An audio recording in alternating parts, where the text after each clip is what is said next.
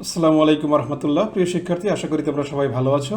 আজকে আমরা নবম শ্রেণীর ইসলাম শিক্ষা বই থেকে আলোচনা করব একটা প্রতিফলন ডায়েরি লিখন বা বাড়ির কাজ।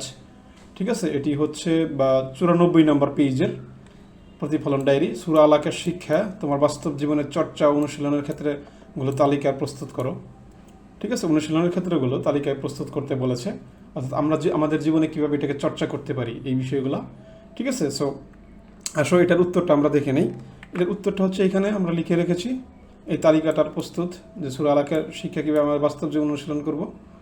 এইটা হচ্ছে এক, যেমন আমি জ্ঞান অর্জনের জন্য সর্বদা চেষ্টা করব এবং জ্ঞানের আলো সর্বত্র ছড়িয়ে দেব। সম্পদের প্রাচুর্য পেয়েও মহান আল্লাহর ইবাদত করা থেকে কখনো দূরে সরে যাব না। কোনো বিষয়ে সীমালঙ্ঘন বা বাড়াবাড়ি করব না।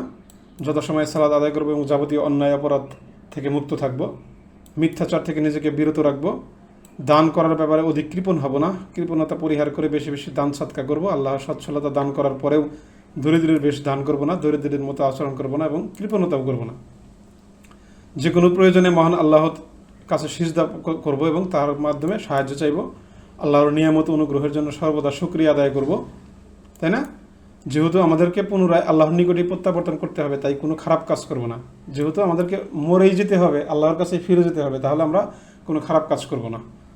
এরপরে কি, নেক আমলের চেষ্টা করব যাতে জাহান্নাম থেকে পরিত্রাণ পেতে পারি ইনশাল্লাহ। তো এই হচ্ছে আমাদের শিক্ষা। এখান থেকে আমরা কিন্তু আমাদের জীবনের শিক্ষা লাভ করতে পারি এবং এই শিক্ষাটা আমাদের জীবনে অনুশীলন করতে পারি। ঠিক আছে, সো সবাই এটাকে ফলো করার চেষ্টা করবা। এটাই ছিল আজকের আমাদের কাজ। ঠিক আছে, এটা তোমরা খাতায় লিখে নাও এবং তোমাদের ডায়েরিতে লিখে নাও। সো সবাই ভালো থাকো, সুস্থ থাকো। আল্লাহ হাফিজ।